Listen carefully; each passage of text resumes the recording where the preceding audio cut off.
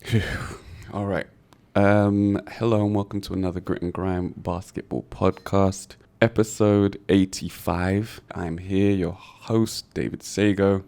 To my left, we have Thomas Arnold. Hey. To my right, we have Iobibi. In the building. And we're here on a somber note for a somber podcast about the death of Kobe Bryant. Still hasn't sunk in yet. No. It's been a sad couple of days trying to distract yourself with work and the like. But we're going to try and go back through some memories and hopefully try and do the man justice for the legend that he has been and will be. I wanted to just start with what happened. I'm sure most people will have heard reports, whether it's on the news or see newspapers, Twitter, Instagram, wherever you get your information. So to start with, I guess, the helicopter crashed into one of the Hollywood hills in Calabasas, killing all 9 members on board. That was Kobe Bryant, Gianna Bryant, Gianna Altobelli, Keri Altobelli, their daughter, Alyssa Altobelli, Christina Mauser, who was another coach on the girls' basketball team, Sarah Chester, and her daughter, Payton Chester, as well as the pilot, Zobayan.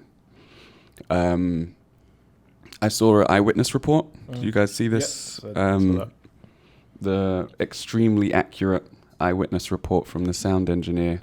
No, I when it comes to things like this, when it comes to those detailed things, I kind of stay away. And Yeah, I did consider that, to be honest. And the first time I saw it, I didn't listen to it or watch it. what was the gist? Was it eyewitness report or was it? It was an eyewitness report. He didn't see much. Who wasn't? Who via who? What via what? Okay. Sorry. He did a television interview with, I think the TV network's called Extra or something like that, Extra. And he was on the ground, basically, and he could hear a low-flying helicopter. But he asked one of the other people that was working in the area with him as well, and basically the issue was that there was more fog in that area than they've ever seen before. The fog was thicker than they've ever seen it, and lower than they've ever seen it. Later reports, I think from the New York Times, said that the pilot had gotten special clearance to fly in the fog because the fog was so heavy. I heard that. Yeah. And the eyewitness said that he could hear the helicopter flying lower than it should have been, but it was hovering. And he said that it's difficult to control a helicopter when it's hovering. Of course. Long story less long, he carried on about his business and then basically heard the propellers and everything just stop. There wasn't a crash, there wasn't a loud bang, there wasn't anything. Normally, when you've seen it in films and things like that, when a helicopter crashes, the propellers come off and fly away, and there was none of that. Later reports explain that he had driven directly into the hills, which is why the propellers stopped, because the propellers would have hit first and just stopped dead, for lack of a better term. Yep. He, again, later reports, I think from the New York Times again, said that the pilot was trying to elevate the helicopter at the time of the crash. So basically, the pilot couldn't see in the fog, and that was what caused the crash. Oh, man, really sad. I was initially alerted to what happened when one of our friends dropped in the group chat the TMZ report, and my immediate reaction was skepticism, that it wasn't true. Which is your default reaction to anything TMZ. Yeah, I mean, reports, I was in there for sure, just arguing it down. I was like, "You were talking about it's rubbish. It's fake. I am fully aware that now actually TMZ are one of the most accurate reporters on sporting They are things. a piece of shit. Just be They, honest. I know what. They're a piece of shit, and everyone's the police officer called them out. Yeah, for what they did, They're a but piece of staying shit. on Fuck the them. accuracy point, they've taken the time and the effort to make sure that they are good at reporting on sports. Salaciously. And Let's not give so them I credit, wasn't bro. necessarily questioning the outlet, but I was more so hoping it was some kind of hoax that someone had told them, or, you know, That's something their you, sources were wrong or that's something like you that. see, especially on Twitter. Fake announcements, celebrity death and stuff like that. You wouldn't get, you do get those from time to time. Yeah, it has So that's happened why. in the past. And then I just basically wanted to check that it was true and find out whether it was true or false. We then started talking. I think you posted it, Tom, shortly after. And yeah, I was just going around different outlets trying to get information and see what was really going on. What were your reactions? I think it's the same here. It's like I was on Twitter by chance completely, and suddenly that came up, and same reaction. I was like, nah, TMZ does BS, obviously, because they are well known historically, maybe not recently, but historically, to be, starting rumors that proved not to be true. But then when it got confirmed by more, how do we say that? More respectable outlets, historical outlets, then there's something there. And then when it got confirmed by pretty much everyone else, when it's like, it's game over. To me, I think if it's already very sad when that happens, but then when it's especially as a dad, you start hearing about kids being involved in an accident like that. It's when it gets even worse than it already is, 100%. And one of the initial report I heard was all the kids were there, which sounded a bit suspicious because there was no word about the mom. If you think, my whole soul broke at that point. I was like, no, I hope not. And then they started talking about Rick Fox being there also, which is then goes into what the internet does, which is starting fake news. But then, when it got confirmed that his kid was in there, and then I was like, okay, it's getting to another level of horror. That's the right word. And the first thing I thought about was like his wife. Yeah. Like, not only you lose your husband, you lose one of your kid, and how do you go on explaining to the other kids what happened? How do you do that? These were my first reactions. It wasn't even about what Kobe, who he was, and what he meant to people. It was more like he's a husband, his family, exactly, direct family. That's his parents. Fuck everyone else. That's her husband. I mean, it's like that's the ultimate nightmare for anyone. It's like when you've got something happening like that, and you're like, how do you explain this to kids? That, I don't know where to start. Like I said before, we were in the WhatsApp group, and I was denying it for a good 15 minutes. Yeah, you were the one. I was going in the hard, like, fuck TMZ. Like, let me not even get to it because it's not even that's not the point. But like, I was just denying it, like, real strong arm denying it. And then when people started posting more reports in the group, I was like, no. Kept Googling, still TMZ at the top. Someone's SEO, fair enough. Prick. Someone's SEO. Someone's SEO department working really well for TMZ, and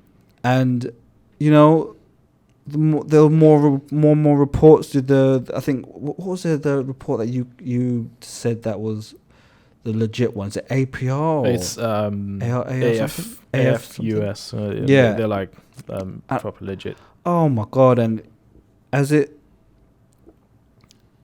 as it dawned on me, I was in total shock. Even when I was posting, you know, the tributes on our page, I was doing it waiting for someone to say, aha, no, this is a mistake. Kobe wasn't on there. His daughter wasn't on there. Like, they're okay. You know, to be honest with you, I'm still kind of waiting for that to happen, to be honest with you. Yeah. And it just the horror that, and you used the right word, the horror ensued or even sort of raised when there were reports of additional family members.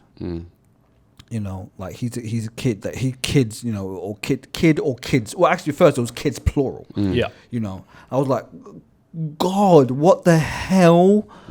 And I just sunk. That was like the early. That was like almost like from 3 p.m., 4 p.m. maybe. I think. Oh, it was much later than I was that. later than that. It was about 6. Yeah. Oh, okay. I'm sorry. But, Yeah, the report started around 6, I think. Around that, something like that. But then from then until like like maybe sort of maybe 9, 10, I was just on my couch just with my head in my hands, you know, just halfway scrolling and then turning off my phone or just dashing it aside and just kind of just leaning back on my couch, just in absolute just so upset and just still shocked. And it just felt surreal. It still feels surreal. You know, it does. I work for a media company and they have TVs all over our department floor, and it's got sort of daily news, international news, and it's every other news report, or every 2 or 3 news reports is Kobe, and I just. I don't know. It really, really hurt me, and what really finally broke me was during the, I know we're gonna get into it later, but was during the Nuggets Rockets tribute, pre-game tribute, not the actual tip-off tribute. Yeah. I burst out into tears. I just wasn't expecting myself to burst out into tears. You know, I just wasn't. For someone you didn't know, exactly. never met. You know, for Nipsey, I was angry. I was angry about it. Like certain artists, I was upset. You know, I don't know, like MC Stormin, I was upset. You know, like, you know, is certain people I was just really upset. But him, I cried. Didn't it feel like one of those moments you'll remember? You know, it's like, remember where you are. Yeah, remember like those. You know, there are moments in your life when something is so big that you remember how. Yeah. Almost like how you were dressed. Yeah, all the details. All the details, right? It's like I had that with the first time that I had that with somebody I actually liked. I never met. It's Kurt Cobain. It's like 92, right? I was 11. Yeah. It's the only celebrity's death. I was like, oh, like for 2 weeks. I was a kid, right? Never met him. The first band I actually started listening to, and that's the kind of level now with Kobe. Like even and the funny thing is, I was never a fan growing up of Kobe. It's funny. I was never ever. Let me just get into only very recently. It's funny because you and I, you being a Knicks fan and me being a Bulls fan, we grew up as Kobe being our greatest nemesis. Yep. He was someone we loved to root against. Yep. Mainly for me as a Chicago fan was due to the fact that it was the Jordan thing. Exactly. I'm a Jordan baby. I would always be a Jordan baby. Yeah. It is what it is. Yeah. You know, and it was Kobe's the next Jordan. Not only was the media pumping he was Jordan, the next Jordan, whatever. He said it. He said it was like, I'm as good as or better than. I'm like, well, wait, whoa. No. It's the same thing with LeBron. No. Yeah. You know? And it just, and so with you again, he would come to Madison Square Garden and just literally shit on. Does he still holds that record, right, for 61? Opposing players in the Garden? I think so, yeah. I think still Melo took the Garden record, because that was the Garden record, and then I think Melo had 62 or 63. I think 62. I can't remember exactly that top of my head, but yeah. Yeah, Kobe's was 61. Yeah. Yeah. Actually, I saw that stat sheet that he signed. I don't know if you guys saw that. I was kind of around today when he scored 61 on the Knicks, and he signed it to Spike Lee. Thanks. It's something like thanks, blah blah blah, 61, and then he put PS. This is unused. Spike Lee, it's your fault if I scored 61. Oh shit, that's great. This is your fault. Yeah, I mean, just to echo your thoughts, my experiences were largely the same. But it was definitely the kid thing that got me. I am different to you guys in that Kobe is not only my favorite basketball player of all time, one of only 2 jerseys I have up on my wall. And you're a Lakers fan, so that's kind of naturally. I'm a Lakers fan.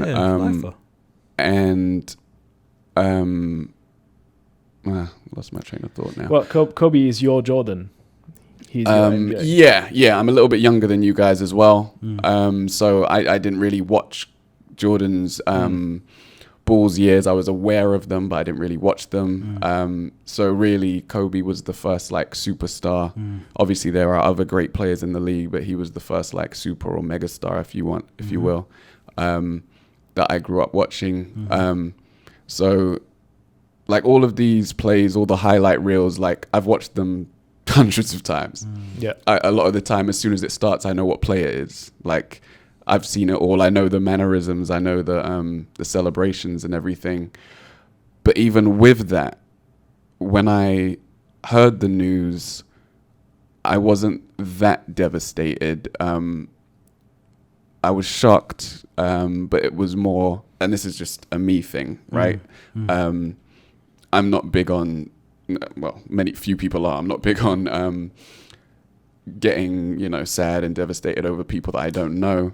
But as you guys said, as soon as I heard that the daughters might have been on the plane, like I physically gasped. I was sitting in the living room with my sister, not watching The Bachelor anymore.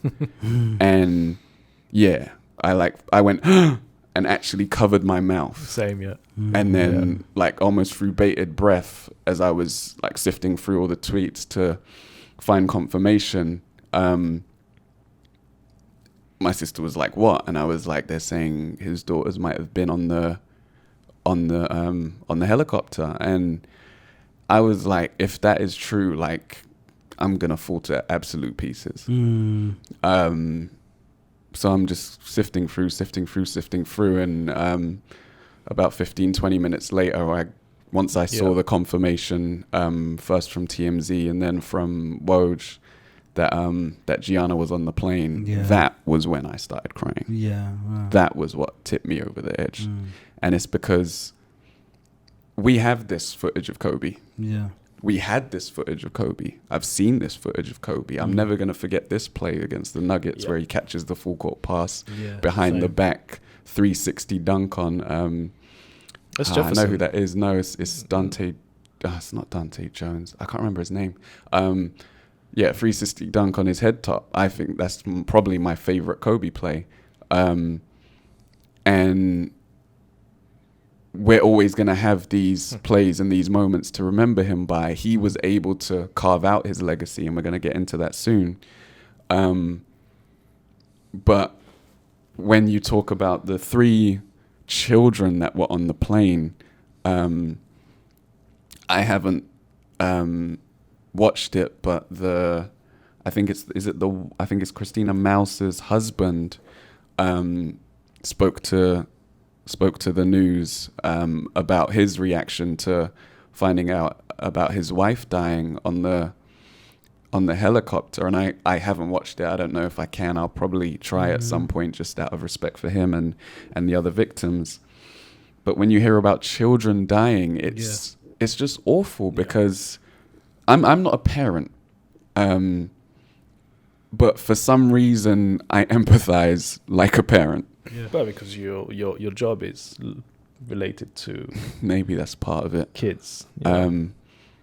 But just the lost potential. Like we'll never know who those kids would have grown up to be. They could have grown up to be some of the most amazing people.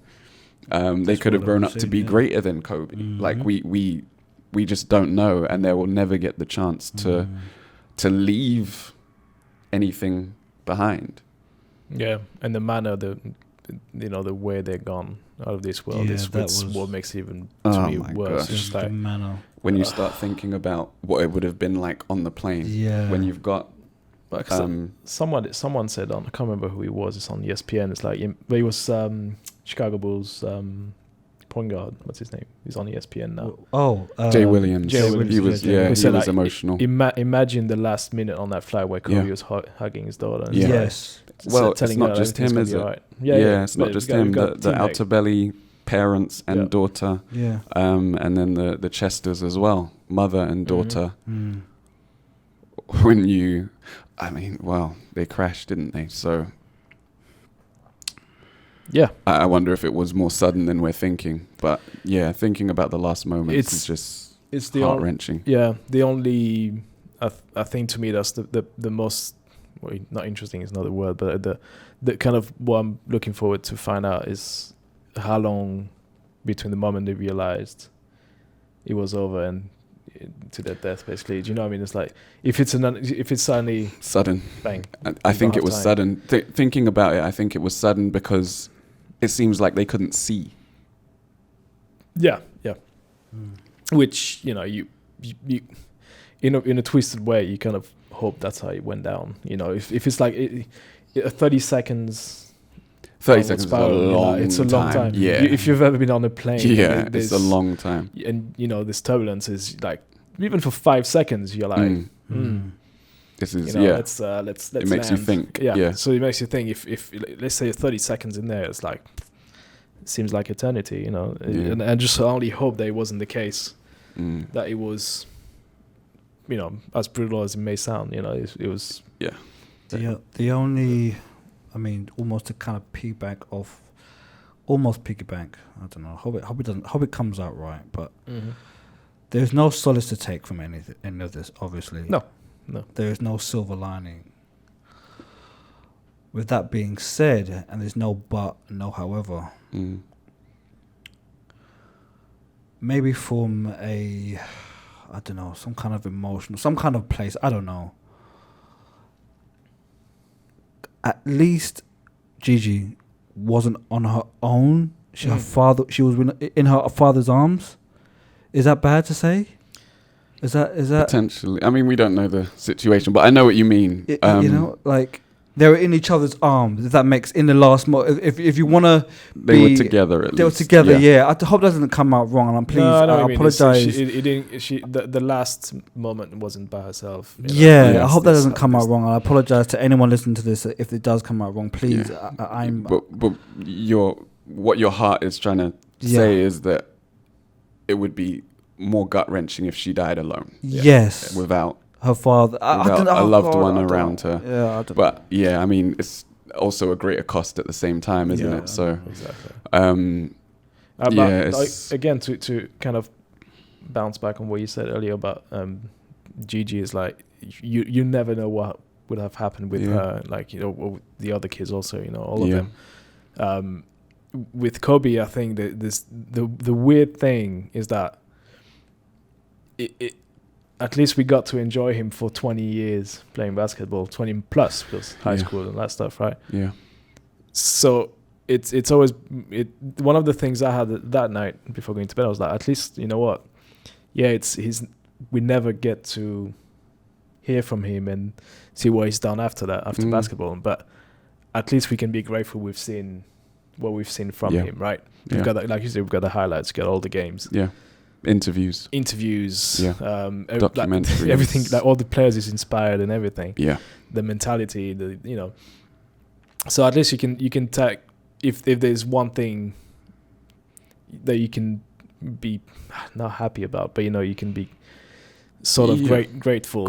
Yeah, for sure. Is that he was in that era that every single game is broadcasted. So if at least you can always revert to that. It's a weird thing again to say, but it's, but there's comfort in it. He's forever alive through this. Yeah, right? And there's always the what ifs with the kids, and that's what's the worst, I think. Yeah. Io, earlier you touched on the response around the league. There was the Madison Square Garden tribute that you, well, not the tribute, the moment of silence that they had over there. Yeah.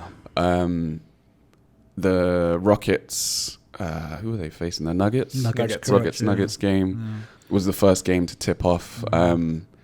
You saw Austin Rivers, Tyson Chandler, both in tears to start the game. During the game, Austin Rivers spoke after the game, and he actually had a surprisingly close relationship with Kobe, because he's obviously Doc Rivers' son, and Doc Rivers and Kobe had their battles in the playoffs. He was distraught, but his post-game interview was really good. If you have the time to watch it, I would recommend you seek that out. Doc Rivers, that was a tough interview to watch. He could barely speak through the tears and the frogs in his throat. Kyrie got the news, and we were told he left. It was at Madison Square Garden, wasn't it? Yeah. He left the arena, and hasn't responded since, and that's fine. Same thing a with few Chris people. Paul. Chris Paul also did not play for personal reasons. LeBron made a statement today, and one of the things that he said was, I hope that I do it justice, because he waited a while before making a statement. He found out why the team was on the plane, having come back from the Philly trip, where he passed Kobe in overall points. Just this past weekend, which is crazy. The day before. And he spoke to Kobe that night, and according to reports, I think either he put it on speaker or whatever, but the other players on the team were also able to hear what Kobe was saying on the call. So the team, the Lakers, actually interacted with him in one way or another the very night before the tragedy happened. I think Jared Dudley was the first player to respond, and he posted something on Twitter, I believe, and then Quinn Cook joined the fans outside Staples Center, where they were bringing wreaths and bringing signs and commiserating together. I wanted to point out that Giannis, I think, maybe started me off on this thought pattern. Giannis.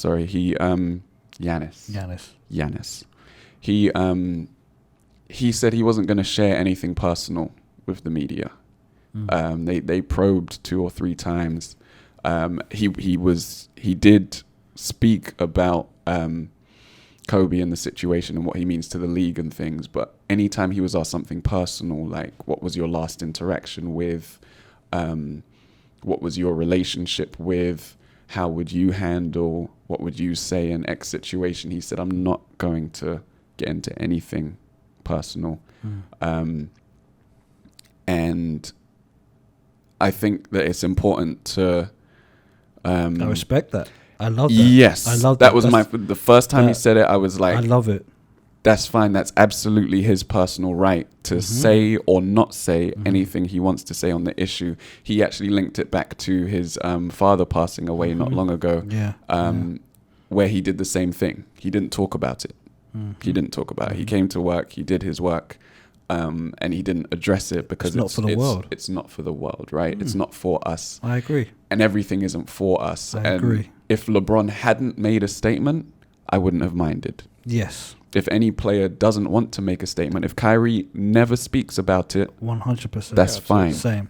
Yeah, he has that right. Same. And anyone who knows anyone who passes away close to them, you have that right to not have to talk about it to people if you don't want to. For some people, that's cathartic and it helps. Yeah. Yeah. It's grieving. We're grieving. Everyone handles it differently. Yeah, absolutely. Yeah. Yeah, so I did just want to highlight that point. Melo spoke after the game. Dame Lillard gave a nice interview before the Portland game. Another issue that was raised was the issue of the games being played at all. Some arenas were already full by the time the news came out. Yeah. So logistically, it's very difficult to move games at that point.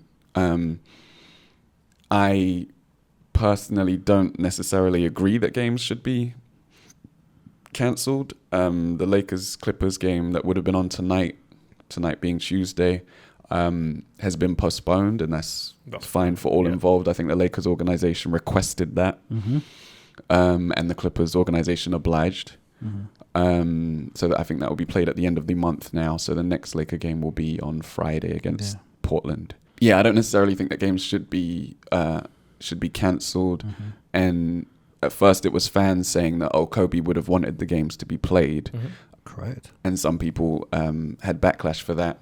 Sentiments have been echoed by multiple players who were close to Kobe.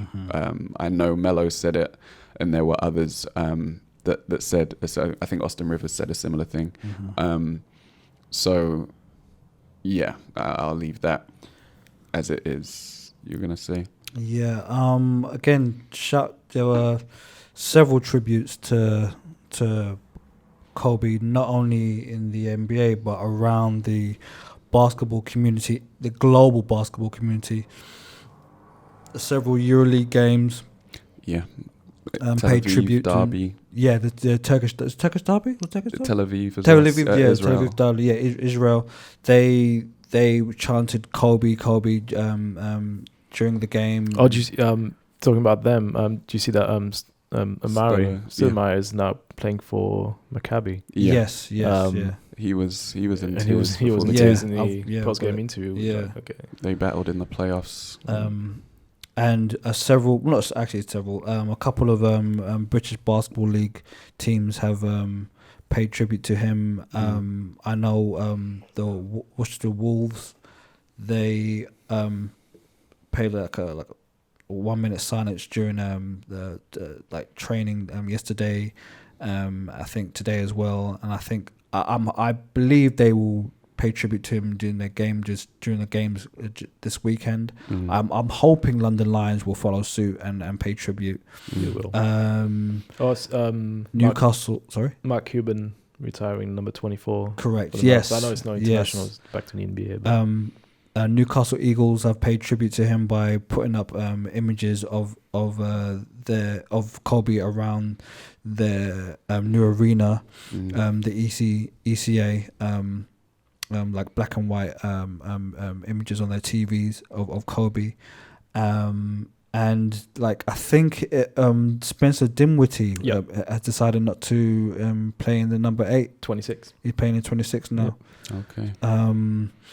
Detroit Pistons, they came out in a bunch of 24s and 8s jerseys during their pre-game.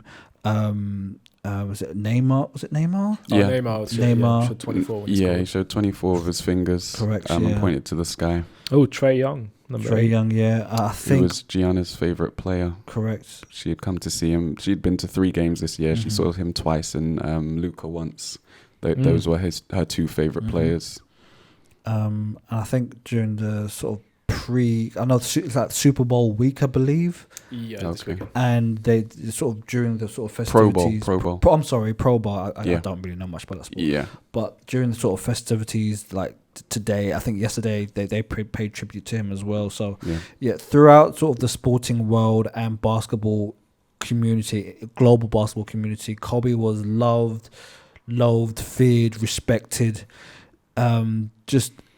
But as just on a human being level, just the tragedy, the horror in which he and his daughter and obviously the other 9 victims perished was just something that just grabbed a lot of people. It really is heartbreaking. It is truly heartbreaking. I wanna go at the BBC for their disrespect, but you know what? It's not that. It's not for that. Personally, I want to. I'm emotional, but I'm personally not gonna go there because they just it is what it is. Yeah. No, just because we were talking about international response to it, because he Kobe meant a lot in Italy and France because of obviously his dad playing there and him growing up there. Yeah. I think Inter Milan are paying tribute to him soon. But yeah, probably. I mean, I'm sure in he's Italy especially, he obviously speaks Italian and Spanish, and he does understand French better than I thought he would. So yeah, I was actually watching. It's Turieff, isn't it? Yeah, Boris Diaw as well, Tony Parker. They all hang out. Very close friend to Noah, Joachim Noah. Okay. I didn't even know that. Okay. Really? Yeah.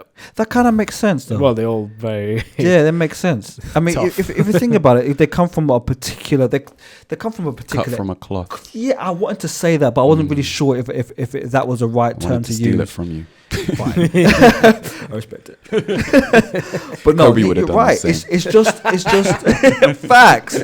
facts. God bless you, Kobe. It really is cut from the same cloth. Think of who his friends were. It's just that hard nosed, just cutthroat. Regardless of anyone's personal opinions on Joachim Noah, he's cut from that throat. Cut from that cloth. Sorry, it's just that hard nosed. I'm going at you. Yeah, I'm gonna attitude. murder you. I don't only want to beat you, but I want to embarrass you. I want to destroy you. Yeah, I want you broken. But no, so they were apparently very close friends. I mean, close friends. I don't know. But close. No, and so I was watching as the news broke out and everything, and I was about to watch the Nuggets game. So I turned on the thanks to my dad for the login details, but I can watch French TV. There's a so the TV channel that broadcasts in all the NBA games, and they, rather than show the games, stayed in the studio and shared their Kobe stories, right? Wow. Including the guy, the main presenter, who was in tears, like 2 hours live broadcasting in tears. And he showed the interview he's done with Kobe, like literally 6 months ago when he was in Paris, and they were talking about his post-basketball life and all that stuff. But then also they had a couple coaches live on set for that night, completely by chance. Right. One of them was the guy that was playing with Kobe when Kobe was 10, 12 years old. Whoa. Because he I think the last team Joe Bryant played for professionally was in France. Okay, it was afterwards that he went to France. Right. The last international experience for Kobe was in France for that year. I think his dad got cut because he wasn't good enough or something. But Kobe was training with the pros at the age of 12, I think, 11 or 12. And the pros that he was training against, the people that won the EuroLeague at the time, right? Like a couple players. So they weren't like second rate players. They were like good caliber. Yeah. And they were saying how Kobe was talking trash already at that time and trying to speak French to talk even more trash. And he wouldn't take a loss. He would just go on and again until he would win one. So it was quite interesting evening that when you see those guys that actually knew him and knew the dad and knew where he came from. It's quite a different perspective. So they were. I think that's one of the things that made me change my mind about Kobe is that how much he knew about the game and the international game. Yeah, he wasn't ignorant. He was almost. I don't know. I guess obviously, not against. But he went to school in Italy. Yes, right? That's the point because it opened his eyes. It wasn't. He wasn't like. He's not. He's almost not an NBA basketball player. Yeah. He's a basketball player. He's one of the first superstar that I was like, he actually if you take the way he played in the 2008 Olympic Games final against Spain. Yeah, incredible. Like when he took over, and it's like you could tell that meant a lot to him to win that gold medal and to show that and I can't remember if there was an interview where he said something along the lines like we can't half bake it against international teams anymore. Yes, 100%. Yeah, he made that statement then. Yes. So it's the first NBA player to me that I was like, he knows what he's talking about. He's aware of a world outside of the NBA. Yeah, definitely. He grew up watching European basketball as much as he did NBA basketball. I remember him think playing Nigeria. He had to be sent the tapes. He gave us buckets, boy. Yeah. He gave us buckets. He was, like I said, like he just had appreciation for the game. There was no this or that. He's almost the perfect ambassador for the World Cup, which he was. But he was for the EuroLeague as well. And that's why I think what's very revealing of his personality. I think you guys saw that quote as well when somebody asked him like, "Aren't you sad you don't have a boy?" Something along those lines. Like, why? I've got daughters. Like he's gonna teach them to play basketball and pass on his knowledge. It's like, why should I be? And that's like, and that reveals a trait to him. It's like why should I wait to have a boy? It's kind of that mindset of basketball is basketball. Right? It doesn't matter. But it's men's NBA basketball. Like that's the only thing that matters when it's not the case. But it also comes from a chauvinistic, misogynistic world. Absolutely. Facts. Yeah. Facts. That just creeps into sport. Yeah. You know? Yeah. Dominates sport. Absolutely. I mean, I've seen like all of the Kobe documentaries as well, and he said that he would be able to watch European and international basketball on TV, but he would have to be sent tapes of the NBA. So he would go out of his way to watch the NBA, whereas he had easy access to the European game. So he knows, like he knew D'Antoni as a player. Yeah. Yeah. Right? Long before they battled in the playoffs. He knew him as a player because he played in Italy as well. Mm-hmm. I knew D'Antoni as a player, yeah. As a player. There you go. Yeah. Moustache or something like that. Yeah, definitely. And he looked up to, his name's escaping me, the Brazilian international player who never... Yeah, Oscar Schmidt. He studied his tape. So as much as there was that interview where he said that he stole all the moves from... the Bernard Kings and the MJ. Oscar Robertsons and MJ's the obvious one, of course. Jerry Wests of the world. Oscar Schmidt was right there in there with them, as one of the best international players of all time. Yep. Despite never playing in the NBA, and Kobe's awareness of that was always interesting and impressive, because he was a basketball savant in that sense. Last thing on player reactions before we move on. I saw on Reddit that Shaq had responded through his podcast. And I used to listen to his podcast. I had stopped a couple of years back, but I would be remiss if I didn't go out of my way to find out what he said about Kobe, and it was so heartbreaking to listen to it, man. I hadn't cried yesterday to add to the tears that I cried on Sunday, but he was asked, first of all, he was not doing well. He wasn't in the studio for the podcast. They called him. And the first thing that almost tipped me over the edge was he said, I'm not doing good. I'm at home. I'm not eating. I'm not sleeping. I just got over the death of my sister. And I'm right back to mourning mode, basically. Back into that same routine of depression and dread. Those are my words, not his. And, you know, he talked about the fact that some people had called him out on the internet for being a hypocrite or whatever. He didn't address them directly, but he said, being a hypocrite. Yeah, because some people were saying, "Oh, well, you guys didn't get along anyway." Blah blah blah blah blah blah blah. Can't people just grow up and evolve? I know.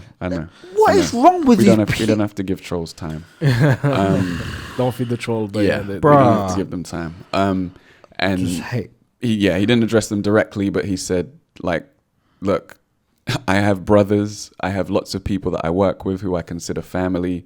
I considered Kobe family. You can see the relationship between our children.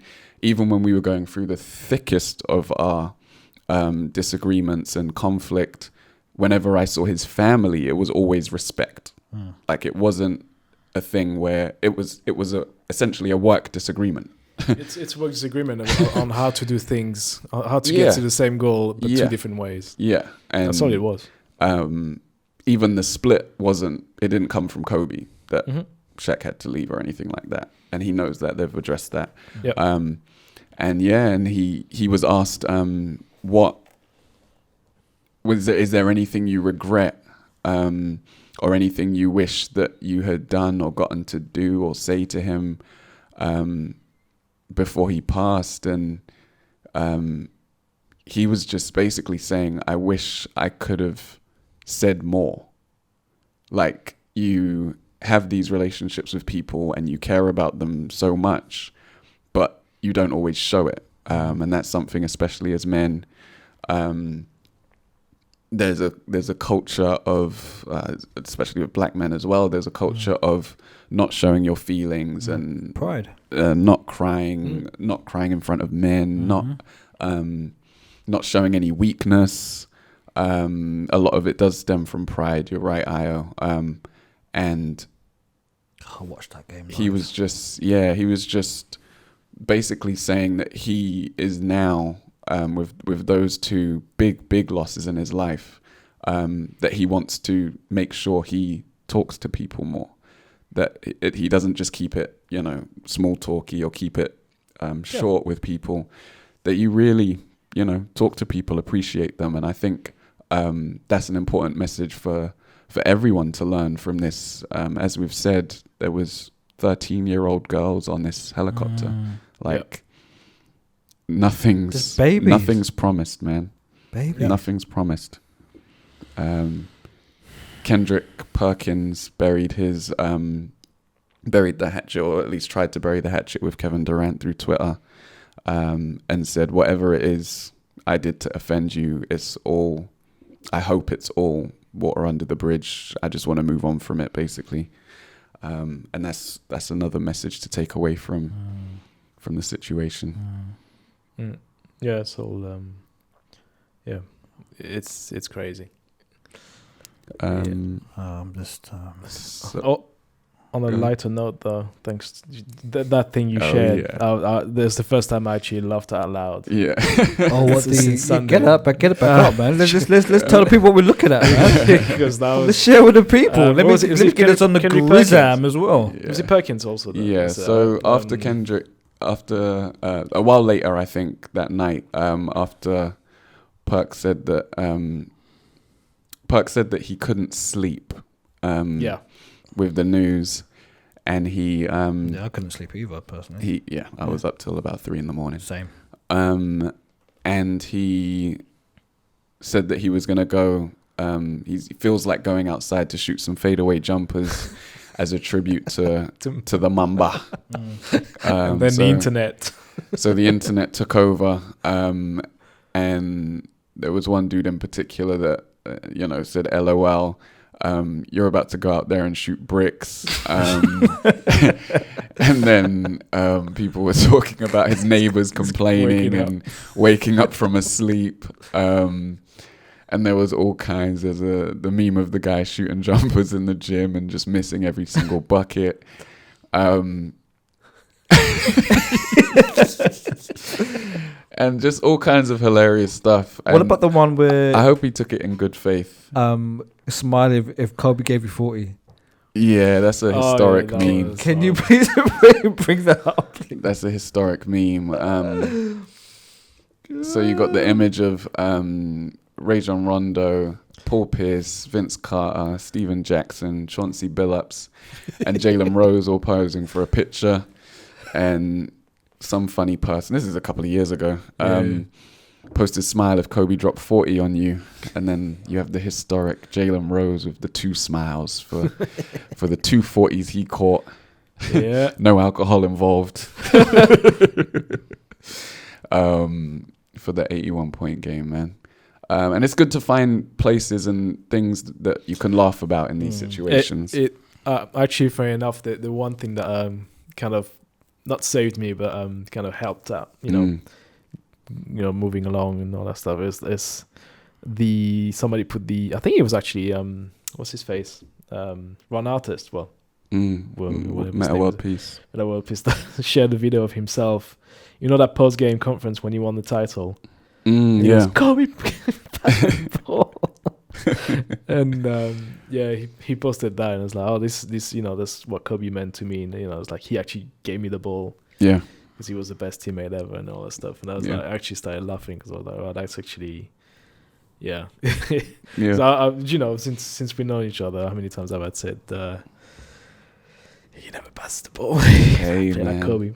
6,000 assists. And it's also, what I found really super touching as well on Twitter, it was so cool, is all the people are saying, like, are we still allowed to shout Kobe every time we... Of course. We start shooting, or, when you're in the office and you start... I haven't missed a shot in school yet. I know, right? I'm draining it from across the classroom. I'm the same. Like, you see where I'm sat there at my desk, and there's the bin right there. Like, all those shots. I've got a big-ass... Well, it's not a plant. It's actually a small tree between me and the bin. It's like I'm like, I think I must be 22 for 22 right now. Just fade away. Last 3 days. What was that? 24 for 24. Oh, 24 for 24. Well, I'm aiming for 81 and 21. I mean, my where I'm at, we've moved into a new building, so there's no. It's a real sort of like. Oh, so you're just throwing the trash out the window, mate? It's different. It's the building is just so different. Then you got to use the glass. Find the bins. Use the glass, man. Facts. You're right. You're absolutely right. Just to touch on a few more tributes, the president of the Nigerian Basketball Federation, Musa Kida has released a statement on IG, just basically saying the same, saying how much of a global icon Kobe was, and just thanking him for all the memories that he gave the basketball world. And British basketball legend Popsa Bonsu went to IG as well, and wrote a dedicated tribute to Kobe Bryant and Richard Archibald, former Scottish basketball player. Was that the day before? The day before, yeah. Former Scottish born and raised NBA basketball player who passed away so young at the age of 39. A day before Kobe passed away, which is crazy. Yeah. And there are several images on the internet that you can find of both Kobe and Robert Archibald going at it for their respective international teams. Yeah. Kobe for obviously Team USA, and Archibald for Great Britain. So it's I don't know. Yeah. So for quite a few British basketball players, they lost to a friend and an icon on back-to-back days, which is just really rough. We can already can say 2020 can go and do one, I don't subscribe to all that. I don't subscribe either, but I'm starting to. As Jason posted in our group chat, we just got a new Fast and Furious trailer, man. 2020 is doing all right. It's big. Did he say that? Positive things going on. He said finally some good news. And then you blocked him. No, right? What do you mean? I was happy. None of that. Wait, there's a new Fast and Furious trailer? Yeah, Fast Saga. Oh, I'm out. You're kidding me. Grit and Grime is sponsored by Fast and Furious. Saga. Should be. In theatre, May 24th. Nah, man, that's good news. I need things to smile about these days. Yeah, I know. If we move on to... love you, Kobe. First of all, rest in peace to Robert Archibald. Absolutely. Let's take a second to say that. Yeah, if we move on to your first Kobe memory. Man. I'll kick things off to give you guys time to... I know already. To catch up. I think I want to say... You see, it's tough for me to actually narrow it down because I obviously became aware of him, but then also he did a few things in a short space of time. So he was on a couple of TV shows that I watched as a kid. He was on Hang Time. He was on, I think he was on, was it Moesha? Yeah, he was. Yeah. And Sister. Yep. Oh, really? Yes. And then also, I think it was slightly later, I bought the first Kobe Bryant, and first of two Kobe Bryant basketball video games. I had Kobe Bryant's NBA Courtside. That summer, I had to make a decision. Back then, I only bought games twice a year, birthday and Christmas. And summer, I had to choose between Kobe Bryant's NBA Courtside and Banjo-Kazooie. Oh, which so turned N64, out to be, is that what you're talking about? Yeah, N64, which turned out to be a highly, a well-received critical game. But I went with Kobe Bryant's NBA Courtside and never looked back. And, you know, as a kid, you obsess over these games. You had one game, you played it for 6 months at least. And, I put tons of hours into that game. And those are some of my most prominent early Kobe memories. I hadn't yet started fully watching basketball. I was aware of it. I'd watch highlight shows and things like that back then. But in terms of him as a cultural icon, those were the early imprints he made on my life. If one of you wants to. I mean, I think the first time I heard about him was actually when he made the jump from high school to the NBA. Sure. Because obviously that was what, 95, wasn't it? Yeah. 96 is when he got drafted. So 95, 96. Yeah. Obviously, it's funny, I heard about him during that time, like early on myself, actually. I don't know how. But again, it relates to what I was talking about earlier. Back in those days, I was 14 years old in France, and there were a lot of articles in basketball magazines and on TV about that new wave of players that would come in the NBA, jumping the college phase, going straight from high school. Yes. And he was mentioned, but the reason why he was mentioned is because his dad played in France, Sure. and they started digging into him and finding out that he was training with the pros. You know, the story I was telling you guys earlier on. I think that was it. But I think the first visual memory of him, as in like playing on the court, is like the Afro Kobe. I think that's second season. Is that second season or maybe third? Maybe third when he started. I actually didn't watch much Kobe before that time. I think the only thing I've kind of took interest in the only time I would take interest in Kobe is I think his first season, how he struggled, I think, and people were like, well, you should have stayed in college, son, you know, type of things. There was a lot of articles about that, and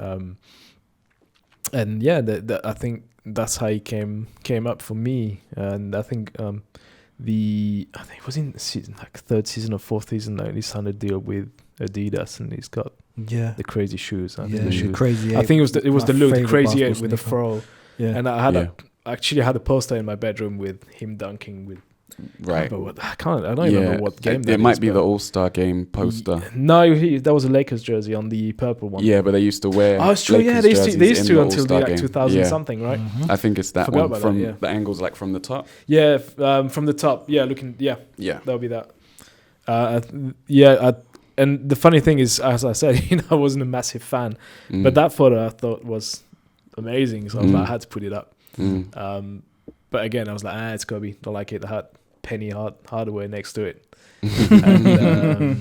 and a bunch of American players that played in France. Yeah, they were basketball posters, but that's how I remember him the first time. Those days. It's funny. So I'm a bit of a sort of digging in the crates type nerd. I kind of nerd out with a lot of things that I'm into, be it sort of hip hop, be it black music or whatever I'm into. I nerd out, and I've become fascinated with certain things. So my early fascination, not my early fascination, but one of my early fascinations with basketball was players going from the high school into the NBA. Right, and it was only an early fascination because of how much of a thing it was in America to Americans. Yeah. It wasn't a thing over here because if you were into basketball, you knew of players just going up from the academies to the first team. Basically, our sports culture is such that you don't really do much school once you get picked up by an academy. Basically, and the academy was basically your school. Yeah, basically. And there was such a buzz around him, right? It was on Channel 4. It was one of the first drafts I actually ever watched. Oh wow, they And televised it. they actually televised. Was it live televised or was it highlights? But I remember watching it, and I remember sort of Kim getting drafted by Charlotte. Hornets, baby. Yeah. and get traded, and and I remember sort of the people making the comments like some people making the comments like, oh yeah, they may regret this, and other people making the comments like, yeah, they made a great move. Because Divash was a starting center. Yes, like he was a quality player in the league. They were like, yeah, and it was like, what the hell, you know? But then during that early, I think during that summer, or was it that summer or during that first season, I believe I've still got the Slam magazine, right? Where he's on the cover with the other legends from that draft. Yes, that was a great draft. Steve Nash. Yes, Steve Nash, Iverson, Ray Allen. Yeah. I believe I've still got it. Terry I believe Kills. So. It's somewhere collecting dust in my cupboard somewhere or wherever, like my storage. I believe because I've still got like old Hip Hop Connection magazines and old double XL magazines and old sort of Source magazines collecting dust. I'm just a bit of a collector. There you go. Shit. I believe I've still got it. Marcus Camby, Stephon Marbury, Marcus Camby, Sharif Abdur-Rahim. So Walker. this stands out to me so Jermaine much O'Neal. because I just love. There wasn't the fact. Not even due to, I guess, sort of looking back on time. I just loved the cover. It just there's something about it was double cover. It was something about it. It was just like an aura about that cover. Really, at the time, it was just, you know, they picked the right ones to be on the front page. It was just, it was perfect. Yeah, so that was that. And one of my not first memories of Kobe, but something that sticks out. And I can't remember who they were playing, but I believe he was playing at Madison Square Garden. Of course, I believe so. And he hit a walk-off buzzer beater to win the game, and his celebration, right? He was on the right hand side, inside of the or just on the arc of the 3-point line. Hit the shot, walk off, and his celebration was forearm fist. That's the Suns. Was it against the Suns? That's right? the Suns in the playoffs. Yeah. I was like, and the thing is, during that game, because I remember watching it on Channel 4 at home, and I rooted against him. At that point, right, I decided never to count him out. And if I'm going to root against him, just do it quietly and silently. Because to all my friends, I'm like, yeah, they're done.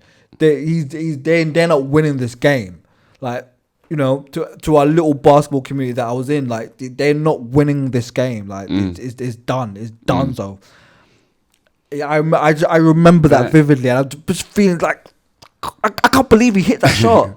That series is the series that truly made me a Lakers fan. Oh, and the Lakers lost the series. I had started watching basketball like religiously by then, or paying attention to basketball religiously by then, indulging in all the stats and everything as best I could, and playing as well.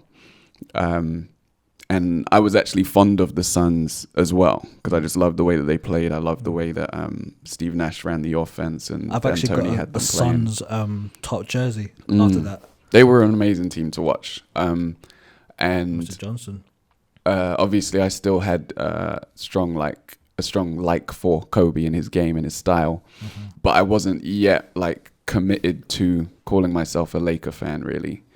And then I remember watching the text of game 1 of that series, where I think it was a really tight game, and then the Lakers ended up losing. but I'm just reading the text of like the Lakers like vicious comeback, and I'm on the edge of my seat just reading jump shot missed, Kobe at the foul line makes one, makes two, like just reading clutch time text wise on the edge of my seat, literally like cheering and all of this stuff at uni. So Mike can attest to that. And it was in that moment that I realized that, yeah, I'm definitely a Lakers fan, because I was definitely rooting for them to win that game, win that series. And I was disappointed when they let it get away from them. But yeah, that was, again, a very instrumental moment from Kobe in my basketball fandom. So that goes nicely into what he meant to us.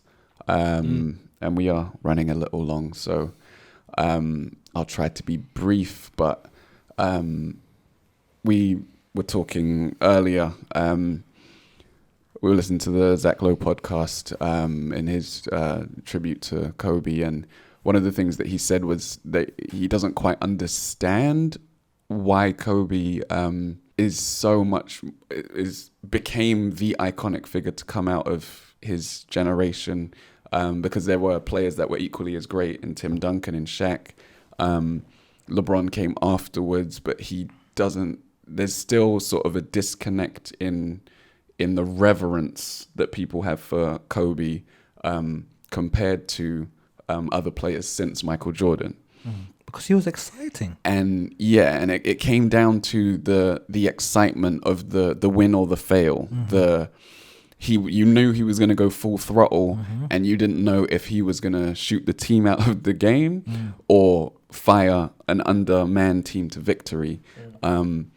And it was actually an adjustment period going from watching highlights of Kobe to actually watching Kobe play games. Because any basketball fan can attest to this. Watching highlights shows you, well, the highlights. You don't see NBA players missing layups and missing dunks and turnovers. Turnovers, the sloppy plays. You don't see any of that. Well, for the most part, when you watch highlights, but actually having to watch him play in a negative sense as well brought a whole nother dimension to his legend, because you would see him take a shot and miss it. Maybe he would miss two in a row. Maybe he might miss twice from the same spot.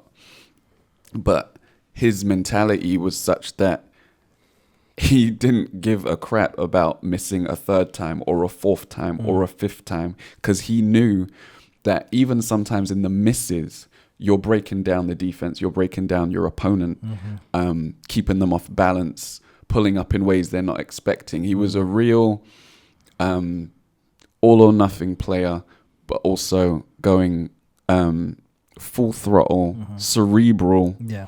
That's a great word. And he would just break you down, if not physically, then mentally. May I inject a word? For sure.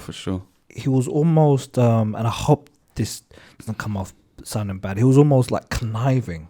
Oh, 1,000%. You know? He outright lied about some stuff too. But then at the same time, but as a basketball player, just a conniving mind on the court. I would go as far as to say... which is brilliant. Yeah, that he was not even, I mean, I wasn't going to say evil genius, but he was definitely an evil genius on the court. I would go as far as to say he was like in a basketball sense, a sociopath. Yeah. Like, yeah. In front, he was, I don't know, just recently I was, he was being interviewed. This is an interview that he gave maybe like a year ago or sometime, whereby he was saying that what he used to do back in the day was when a particular team would come to town, or particularly he'd play a particular team. If their big player, they would usually have two big players. One of them would get paid, basically got paid the previous summer, and the other player was basically waiting for playing for that contract, or waiting for that contract, basically. And what he'd do was he'd talk to his team and say, "Listen, what we're going to do? We're going to double the player." We're going to double team the player that's waiting to get paid, that hasn't signed the contract yet. Yeah. And we're going to leave the player that has been signed, that's playing for that's got the money in the bank, and we're gonna leave them open, and we're gonna watch how that erodes the team, erodes it went deeper than that. It erodes their chemistry. It erodes their chemistry. Like, what the hell? It went deeper than that. That's because clever. Then once that player started having a bad game, they would get subbed out, and he would go easy on the substitute. Because that would then make the organization think, oh, well, actually, we've got something with the reserve, who's a lesser player, but it makes you think twice about giving money to the player that's going for the contract, for the star player. That's disgusting. It's despicable. It's brilliant. Awesome. Brilliant. Love it. Oh, Kobe, miss you, man. No, the way he was treating, even calling his teammates soft. The last year, was it last year? Before he retired, soft like Charmin. I can't get better training with these guys. Y'all can't guard me. It's terrible. That's you know what it is. I think for me, we say, okay, wait, what does he mean to you? It's like, he's to me the only real successor to Jordan. It's like in terms of styles, in terms of mentality. Yes, that's the word I want you to use. In terms of actual winnings, as in like titles and it's and there's a few players where you think, okay, would I have him on my team? Like this. I don't know. It's hard to explain what, because it's like I said, I actually used to hate the guy, and when you guys got Shaq on the team, I was like, aye, there you go, goodbye Kobe. Shaq's team. It was the same summer. It was the same summer, right? Yep. Yeah. And I was like, that's an interesting. If it works out, it's an awesome move, But funny enough, even though you had Shaq on your team, like that was kind of Kobe's team, in a way. It became that, but it wasn't. It wasn't. I don't think that was sort of the plan with that big money move. That was Shaq coming into the Lakers. Yeah, that's what it was about. So, but you're doing something right if I hate you as a basketball player. Yes, right? And that sometimes that's the ultimate confidence. That's the ultimate compliment. That's right? the compliment. It's like what that means for me. That would mean that I'd rather have you on my team than play against you. It's like I hate you because you're gonna play us and you're gonna destroy us again. So it's like, well, it's jealousy. Basically, that's what it's all about.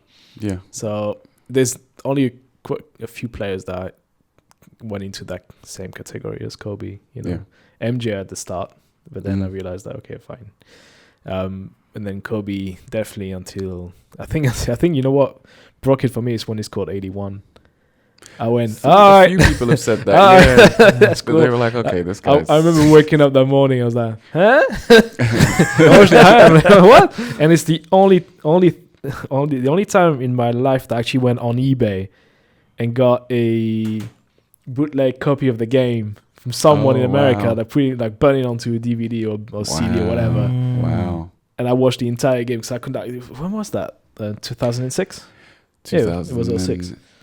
2006. 0506. It wasn't that. It was like January. It was in January as well. Yeah, it was literally the anniversary. Like a few weeks ago. December, maybe. No, it was January. It was January. And it's the first time in my life I went, I'm gonna try and find find the game online, but it was impossible in those days, or very difficult to get the entire thing. And I got a freaking bootleg Lakers game on CD off eBay. Yeah. And that's when that, it's like, okay, fine, I changed my mind. But what I think about you. And then I mentioned before the 2008 Olympics final, that's when I was like, yeah, all right, he's up there. It's fine. It's cemented, that's such a good performance. It's many people consider that game to be the best international game of all time. That game was fucking amazing. Yeah, I think at the time I definitely walked away from that game saying that was the best game of basketball I've ever seen in my life, and it probably still is. Yeah, because I haven't been able to rewatch it. There's no Kobe. Spain wins. Wins that game. Say again? No doubt. No Kobe, there's no title for Spain. Oh, that's a fact. Spain were Like, giving them The work. they were like down by 9, and so they come back to like they cut the lead to 3-4, nicely. and then it's like Nicely, and it wasn't even it was like great basketball. Yes. It wasn't struggle shit. It was no. It was a very good game of basketball. Oh, It was an advert for basketball. Yeah. If you want to introduce anyone to basketball, I would let them recommend watch. that Actually, game. maybe don't, because then everything else after that just feels. Pale in comparison. Yeah, it's like first car I'm gonna drive a Ferrari. Then after that, you're gonna get into your Vauxhall, your Fiat. It's gonna be a calm down for that. Yeah, it's great advert. Yeah. Yeah.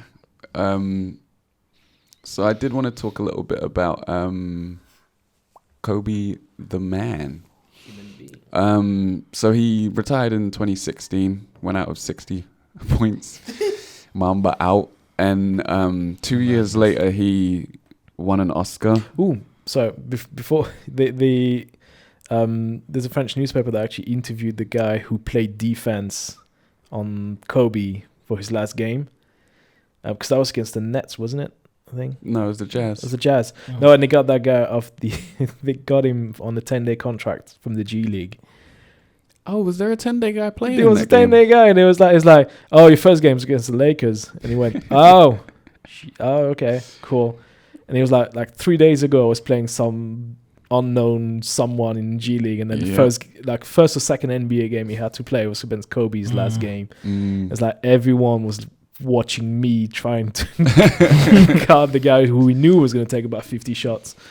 See, I wouldn't have thought that. Even if I was that guy, I wouldn't have thought Kobe was going to take that many shots, because that whole season he was barely playing. Some games he played like 10 minutes coming off the bench. And it was a farewell tour. Yeah. And it was, his body was breaking down. He really couldn't do much. Is that the one that's the season he came back from the Achilles? He'd had the Achilles injury. He'd had the shoulder. Oh yeah, the shoulder. He'd had was it a shin injury? He'd had a bunch of them. I think it was a knee injury, not a shin.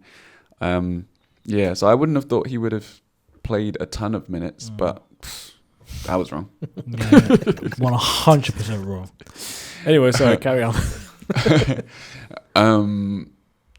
So I wanted to talk a bit about Kobe the man, Kobe the person. We didn't talk about Pau Gasol in the player tributes, but he tweeted about his hermano, his brother. And a little while ago, Kobe had spoken a bit about having friends. He has the famous quote, "Friends don't always hang, but banners hang forever," right? That's the one, yeah. And that's him sort of explaining that he put in the effort to into his craft because he will always be a champion. Now that we talk about him, we'll remember him for being a champion. Everyone will remember him for being a champion, whereas only a few select people might remember him for being a good friend, right? Even if he prioritized being a good friend over being a champion. And it's one of those Kobe-isms. He had quite a few of them, where it's sort of, it makes you laugh, it makes you roll your eyes a bit, it makes you, sometimes he made you cringe, but there was something that was very the essence of Kobe about statements like that. And not only did he go on his farewell tour and he had the Mamba out t-shirts and all of that stuff that rolled out on the last day, but he went around and off the court, he made a point of talking to people who were experts in their craft, particularly people that were obsessed with their craft. And he wanted to pick their brains, and he applied some of what he learned to basketball, but he also applied a lot of it outside basketball. And he was taking to his post-basketball ventures like a duck. Like he was a venture capitalist who had invested and made a lot of money in a bunch of different small businesses. He was running Kobe Inc., which was producing video content for children and adults alike. I think he spoke last week at a Body Armor event, and he was doing all of this stuff off the court as well to make sure that his post-career was just as fruitful as his playing career. And I mean, you can't talk about Kobe's life without referencing the case in Colorado, the rape case in 2004, which spawned the Mamba mentality and the whole Mamba persona, because he wanted to shed the skin, the bad skin of what he had done, and grow a new skin, and a fresh skin, which he could then use to do better, essentially, and screw anyone that wasn't going to support him now after his mistakes. And he also had the misstep with his comments after Trayvon Martin died. And what was the third one? And the racial slur that he used that came out as well towards the end of his playing career. In each of these cases, he sought to, first of all, listen. I know after the Trayvon Martin thing happened, he spoke to Jamel Hill, who had chastised him on the air, but he sought her out, he called her, and then he listened. And he listened to why he was wrong to say what he had said in that situation. And then I think when the case came up, he was one of the people that led the team in wearing T-shirts to support Trayvon Martin and his family. So he wasn't perfect. No one is. And he made some big mistakes, some big transgressions. But he always sought to fix them. And to be educated. To be educated, to do better. And that's, again, another lesson to take away from Kobe the person. I learned that the reason he took helicopters was actually to spend more time with his family. That was why he started taking helicopters to games, helicopters to training. Because he could get to training, come back, and then jump in the car to go and see his daughters. LA traffic is notoriously bad. He said he started to miss like recitals and plays and things because he was sitting in traffic, literally on the way, sitting in traffic. So it's sad, to hear that he essentially passed away doing something that he did to spend more time with his family.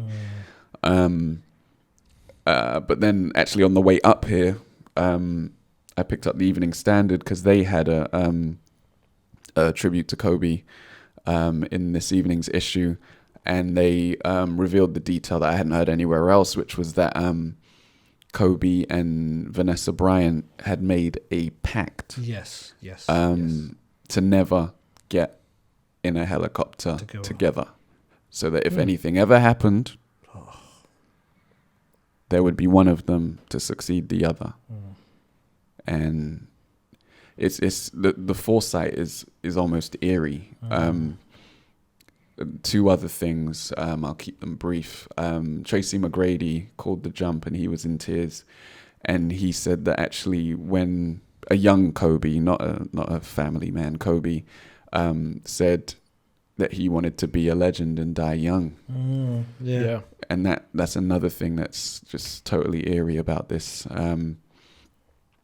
And the last one is he was asked in an interview, I can't remember the source, unfortunately, but he was asked in an interview what his thoughts were on death. And this was maybe a year or two ago. And he said he doesn't fear death. He said that there is a comfort in dying, because he knows that whenever he does die, he knows that he gave his all at everything he did in life. And I think that's the ultimate message. And that's also what he rebranded the Mamba mentality as. Some people think it's, shoot at all costs. And no, that's not that at all. be selfish or whatever it may be. But he said no. It's giving your best, Absolutely. doing everything you can do to succeed at what it is you want to succeed at. Love you, Kobe. Yeah, may he rest in peace. Do you guys have anything to add before we wrap? I guess, it's funny because people like to, tear down people sort of in their demise or even sort of during their life and whatnot. I mean, could you imagine if cancel culture was a thing during that time? Some people tried to cancel Kobe, absolutely. after. Don't get me wrong, but I'm event, saying that the whole social media. Can you imagine? Yeah. My thing is that, and I'm not comparing him to Park at all, but you have, he was very much a human being. Someone that grew up in front of the camera, made mistakes as a kid growing up. But even at making those mistakes, he wasn't open to being criticized. He was open to being criticized and listening to that criticism and evolving as a result of that criticism. And evolving as a result of the education he would have received as a result of that criticism, and and he took that and went on to just better himself. So again, he's not the only person that's done that in the world, obviously. He's not the only sports person that's done that in the world, obviously.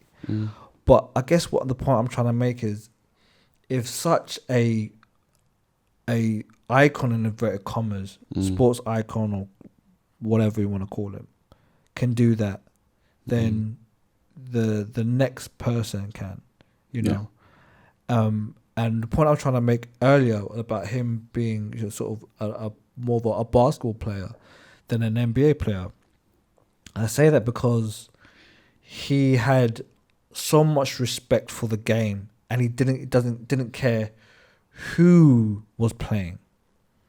Didn't care whether the game was being played in America or the game was being played in France. He didn't care whether it was women playing or whether it was men playing. He didn't care whether he was playing against Nigeria or against Spain. He played the game, and he loved the game.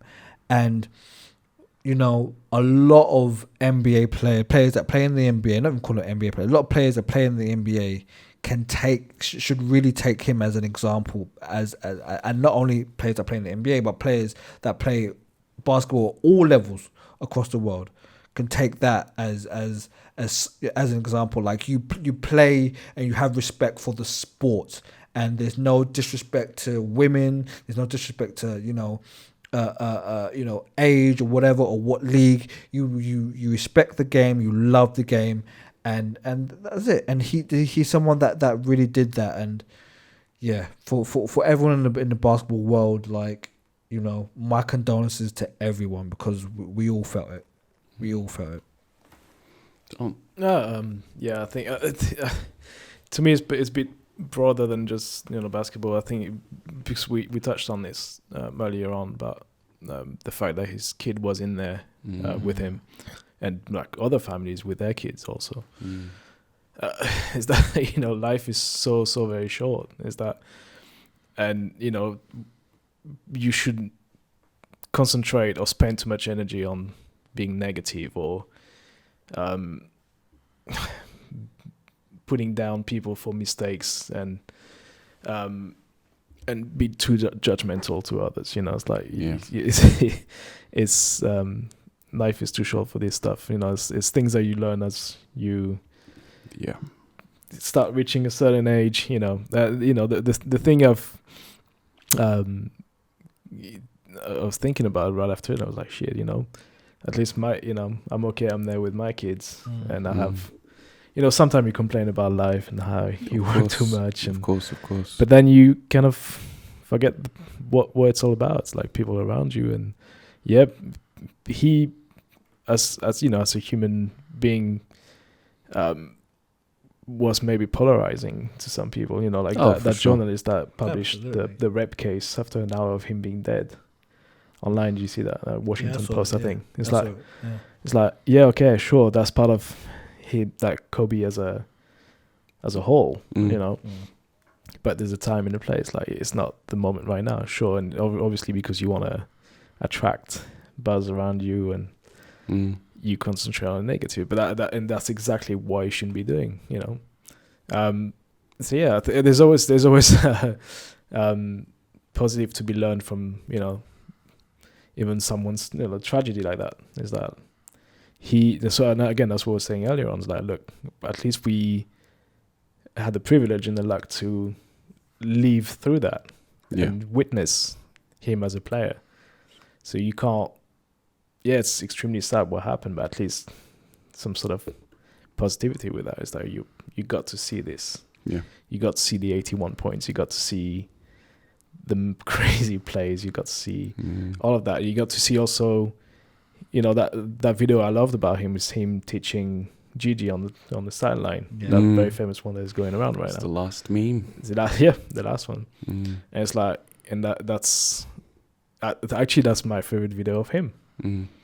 Because that's something I can very much relate to. It's like you're teaching your kids. It's like, he's been teaching other basketball players and individuals, but that's what it's all about once you have family in your life.